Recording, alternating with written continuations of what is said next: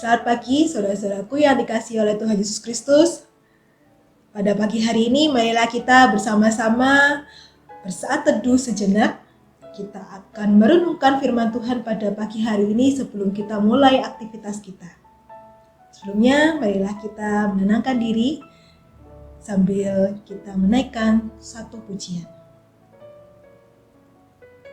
Firman-Mu berita bagi kakiku, terang bagi jalanku.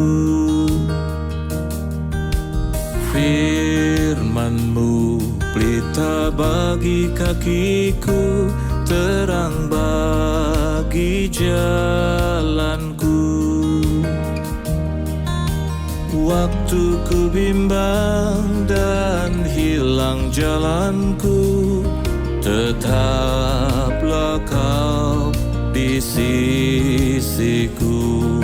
Dan takkan ku takut asal Kau di dekatku, besertaku selamanya.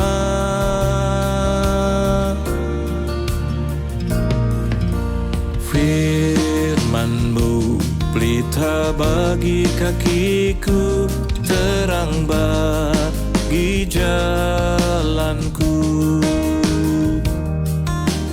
Firman-Mu pelita bagi kakiku, terang bagi jalanku.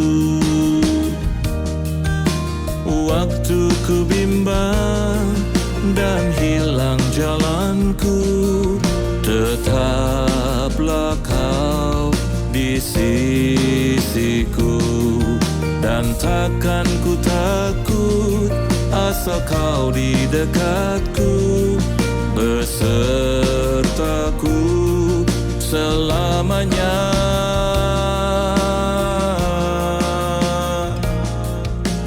Firman-Mu pelita bagi kakiku, terang bagi jalanku.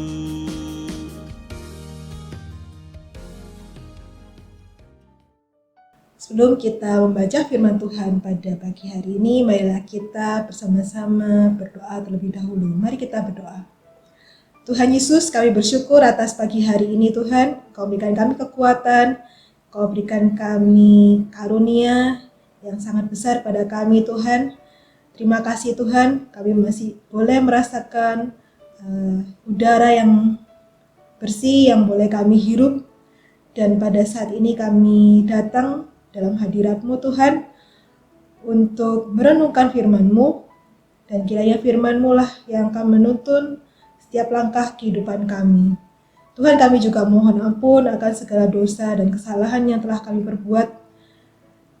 Tuhan, ampunilah kami Tuhan atas kelemahan kami, pimpinlah kami, bimbinglah kami Tuhan, untuk menjadi anak-anak Tuhan yang selalu setia dan melakukan kebenaran.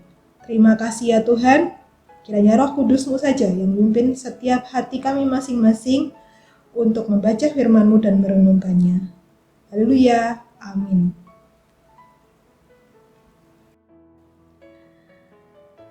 Bapak Ibu yang terkasih, saya punya satu cerita sebelum kita membaca firman Tuhan pada pagi hari ini. Ceritanya demikian, ada seorang bernama Joy. Joy ini adalah tetangga yang sangat baik. Dan pada suatu ketika, tetangganya bertanya kepada Joy, apakah ia dapat mengantar putranya ke rumah sakit. Sebenarnya Joy ini sudah punya planning, sudah punya rencana lain. Tetapi ia tidak tahu bagaimana harus mengatakan hal itu kepada tetangganya. Ia melihat bocah kecil dengan wajah pucat dan tak berdaya. Maka ia melupakan rencananya semula dan kemudian mendudukkan anak itu di kursi mobil, mengencangkan sabuk pengamannya dan melaju menuju rumah sakit yang jaraknya 50 km dari rumahnya. Ketika mereka sedang dalam perjalanan, anak lelaki itu menatap Joy dan bertanya, "Joy, apakah engkau Allah?"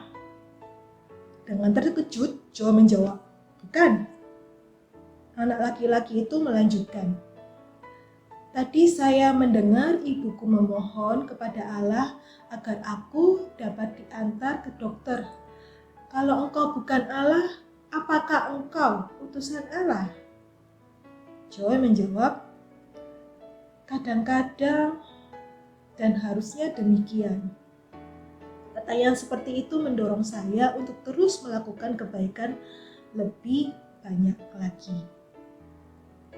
Bapak, Ibu, Saudara sekalian, pernahkah kita berada pada persimpangan antara kebutuhan diri sendiri dan kebutuhan orang lain?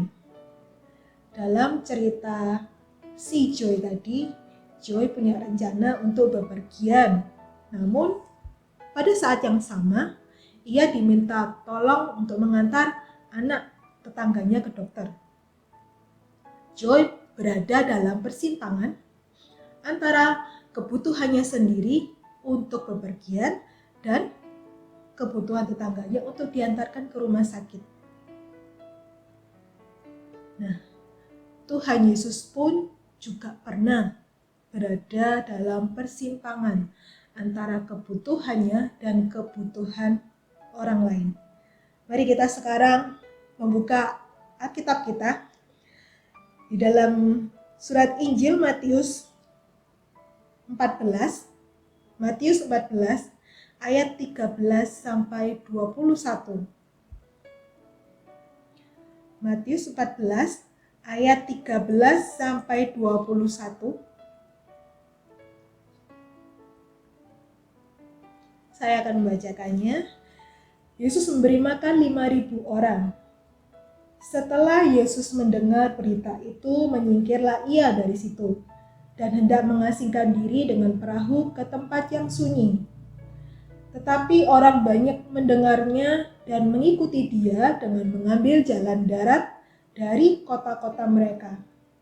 Ketika Yesus mendarat, ia melihat orang banyak yang besar jumlahnya, maka tergeraklah oleh hatinya oleh belas kasihan kepada mereka, dan ia menyembuhkan mereka yang sakit. Menjelang malam, murid-muridnya datang kepadanya dan berkata, "Tempat ini sunyi dan hari sudah mulai malam. Suruhlah orang banyak itu pergi supaya mereka dapat membeli makanan di desa-desa." Tetapi Yesus berkata kepada mereka, "Tidak perlu mereka pergi. Kamu harus memberi mereka makan." Jawab mereka, "Yang ada pada kami di sini hanya 5 roti dan 2 ikan." Yesus berkata, "Bawalah kemari kepadaku." Lalu disuruhnya orang banyak itu duduk di rumput, dan setelah diambilnya 5 roti dan 2 ikan itu, Yesus menengadah ke langit dan mengucap berkat, lalu memecah-mecahkan roti itu dan memberikannya kepada murid-muridnya. Lalu murid-muridnya membagi-bagikannya kepada orang banyak. Dan mereka semua makan sampai kenyang. Kemudian orang mengumpulkan potongan-potongan roti yang sisa 12 bakul penuh. Dan yang ikut makan kira-kira 5.000 laki-laki, tidak termasuk perempuan dan anak-anak. Ya, Bapak Ibu yang saudara terkasih, siapa yang tidak kenal dengan mujizat yang satu ini, yaitu peristiwa Yesus memberi makan 5.000 orang, belum termasuk tadi dikatakan perempuan dan anak-anaknya. Padahal dengan 5 roti dan 2 ikan. Roti dan ikan itu merupakan makanan pokok orang-orang Galilea. Roti yang mereka konsumsi biasanya berbentuk bundar. Dan roti bundar tersebut biasanya dipecah-pecahkan dengan tangan. Sedangkan ikan yang biasa mereka santap adalah ikan yang telah digarami lalu digoreng. Ketika itu Yesus sudah sangat terkenal. Yesus adalah sosok public figure yang dicari banyak orang. Di mana Yesus berada, disitulah orang-orang mengerumuninya.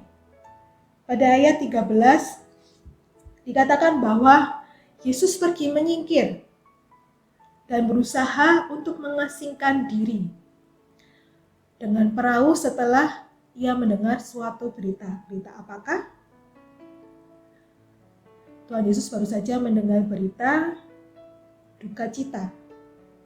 Berita itu tentang Herodes Antipas yang telah membunuh Yohanes Pembaptis.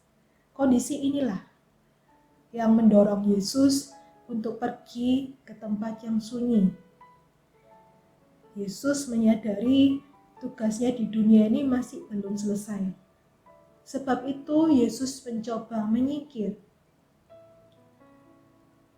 Dapat dikatakan bahwa kondisi Yesus ini mungkin setelah mendengar berita tentang kematian Yohanes Pembaptis, Yesus agak down. Mungkin mentalnya juga sedikit down.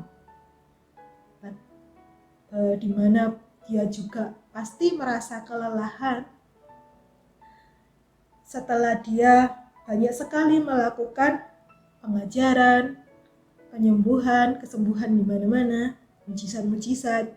Tentu itu akan menguras tenaganya sebagai manusia. Ya, Tuhan kita memang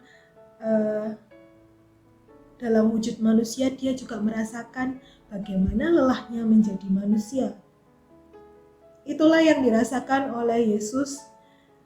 Dia perlu untuk menyingkir sebentar dari kerumunan orang, dan satu-satunya mungkin dengan dia naik ke perahu, ya. Kalau ke lautan itu maksudnya untuk berlayar, mungkin orang tidak akan mengejarnya.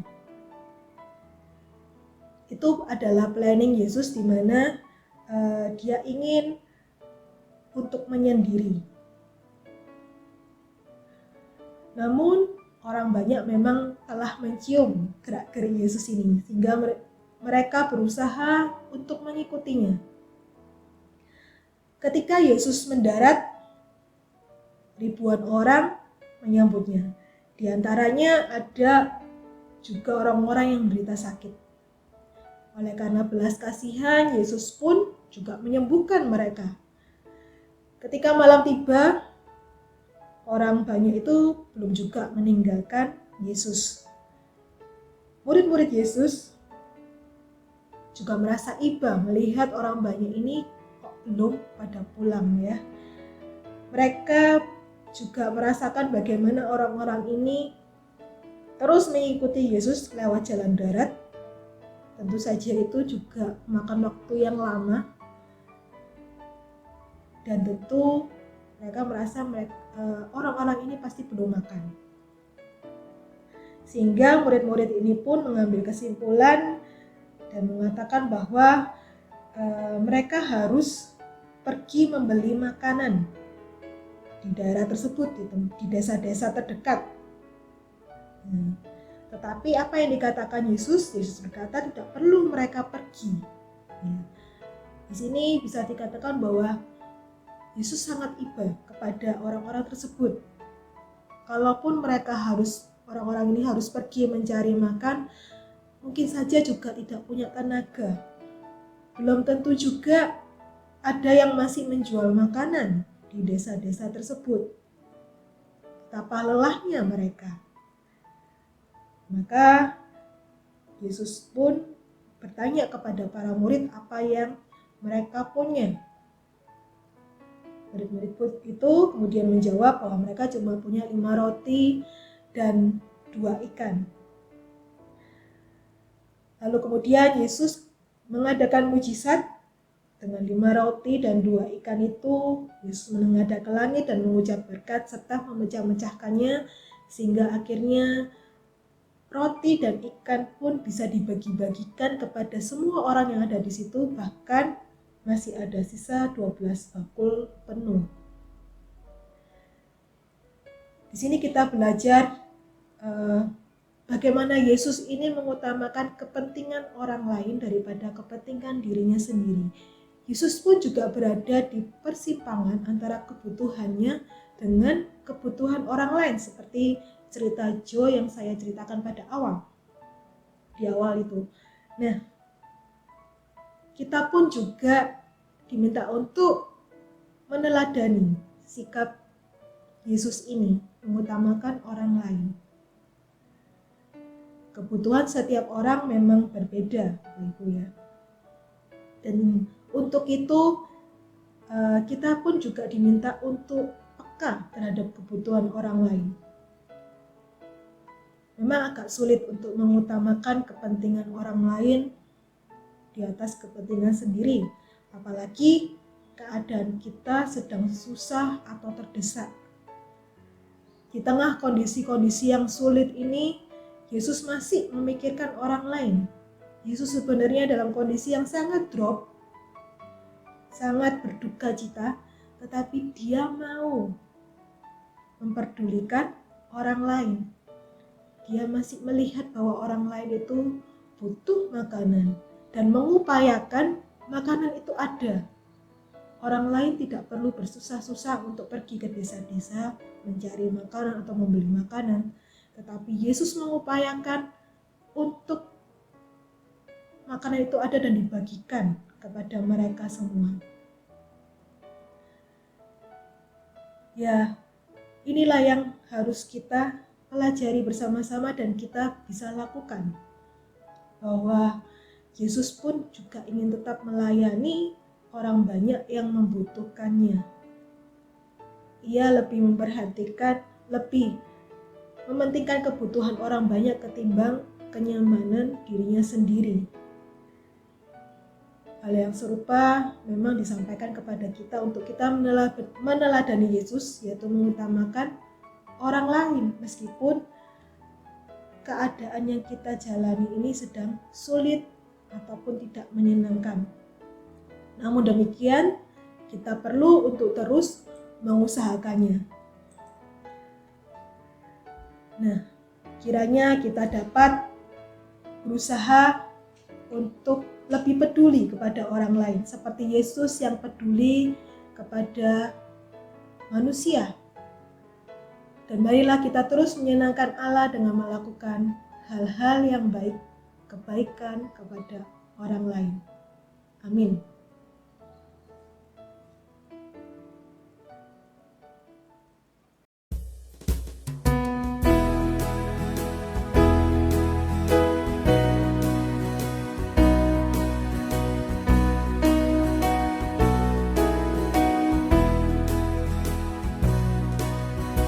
Yesus menginginkan daku bersinar baginya, dimanapun ku berada, ku menyenangkannya.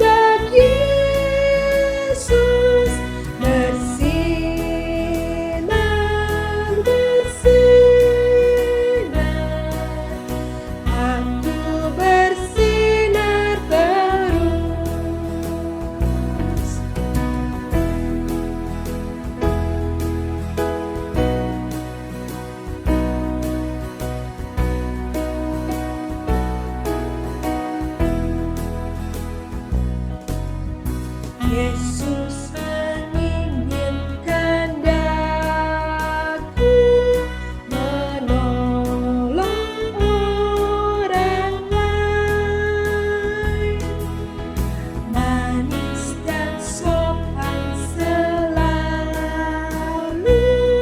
ketika ku bermain, bersinar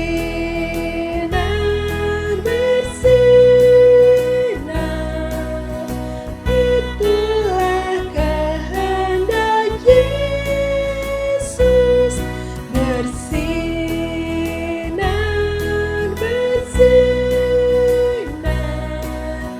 aku bersinar terus.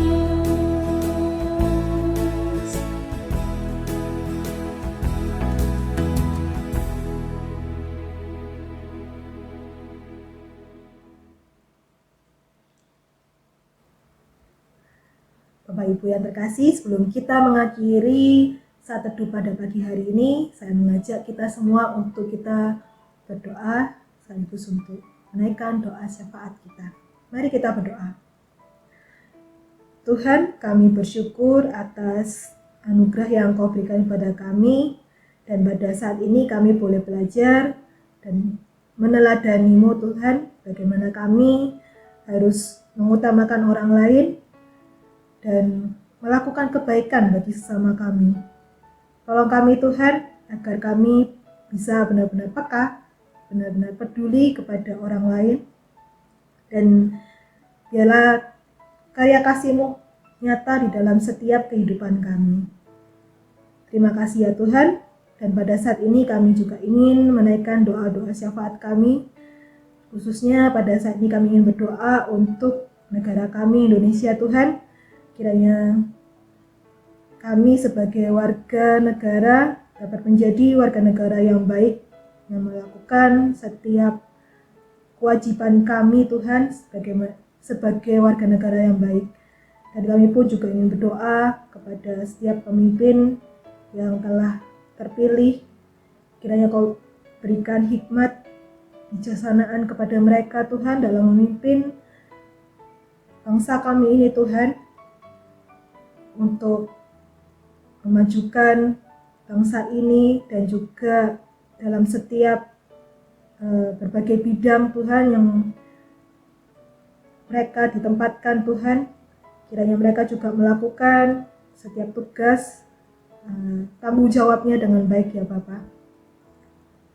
Kami berdoa untuk persatuan dan kesatuan di negara Indonesia ini Tuhan. Biarlah terus kokoh dan kami tetap menjaga semangat kesatuan ini dengan saling bergotong royong, saling bertanggung jawab, saling peduli kepada sesama kami Tuhan. Tanpa membedakan apapun Tuhan, bahwa kami adalah orang-orang yang telah ditempatkan di negara ini untuk memajukan bangsa ini ya Tuhan. Terima kasih ya Bapa. Kami pun juga berdoa pada setiap pemerintah yang berusaha untuk menurunkan agar pandemi COVID ini dapat segera berakhir Tuhan. Kami berdoa juga untuk setiap tenaga kesehatan, para relawan, dan orang-orang yang sudah banyak membantu berusaha menolong agar penyebaran vaksin ini pun juga dapat merata dan setiap orang pun dapat mendapatkan vaksin ini Tuhan dengan baik. Terima kasih ya Tuhan Yesus. Saat ini pun kami juga ingin berdoa untuk pekabaran Injil yang dilakukan oleh anak-anak-Mu di setiap tempat di dunia ini Tuhan. Kiranya Engkau juga yang menyertai dan memimpin mereka dalam melakukan pekabaran Injil, dan kiranya berita sukacita kebenaran firman-Mu terus dinyatakan dan dilakukan, sehingga orang melihat bahwa Engkau adalah Tuhan yang maha besar, maha kuasa Tuhan, dan maha kasih Tuhan. Terima kasih ya Tuhan, khusus juga untuk gereja di mana kami berada di GKI Sari ini Tuhan. Kiranya Engkau juga menyertai setiap pertumbuhan jemaat kami, berkati para majelis dan pelayanan, setiap aktivis dan juga seluruh jemaat yang telah melakukan pelayanannya selama ini Tuhan. Kiranya Engkau juga menyertai mereka masing-masing dalam kehidupannya. Engkau juga berkati setiap keluarga yang bekerja, mereka yang studi ataupun yang sedang mencari pekerjaan. Tuhan kiranya yang menolong agar mereka mendapatkan semangat baru dalam melakukan aktivitas mereka. Terima kasih ya Bapa. Pada saat ini kami juga ingin berdoa untuk saudara-saudari kami yang sedang sakit dan lemah tubuhnya dan butuhkan pemulihan.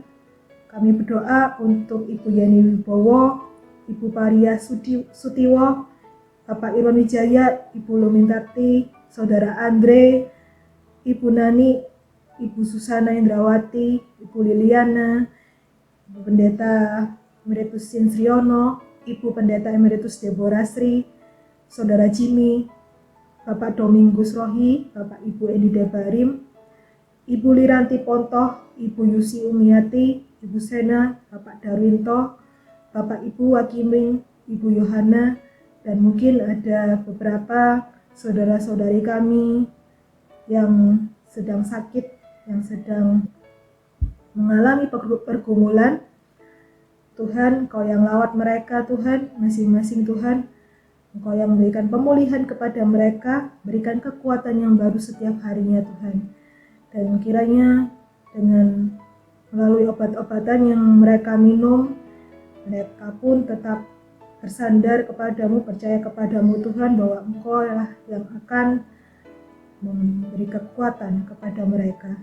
Terima kasih ya Tuhan Yesus. Inilah doa yang kami naikkan pada saat ini, dan kami pun juga mohon bimbingan-Mu Tuhan, untuk kami beraktivitas di sepanjang kehidupan kami, di tengah kesulitan, di tengah pergumulan yang kami hadapi pada saat ini Tuhan. Biarlah kami terus bersandar dan memandang pada Engkau yang akan memberikan kekuatan dan menuntun kami agar kami dapat menghadapi, melewati semuanya ini Tuhan. Terpujilah nama-Mu ya Tuhan, kami berdoa, haleluya, amin.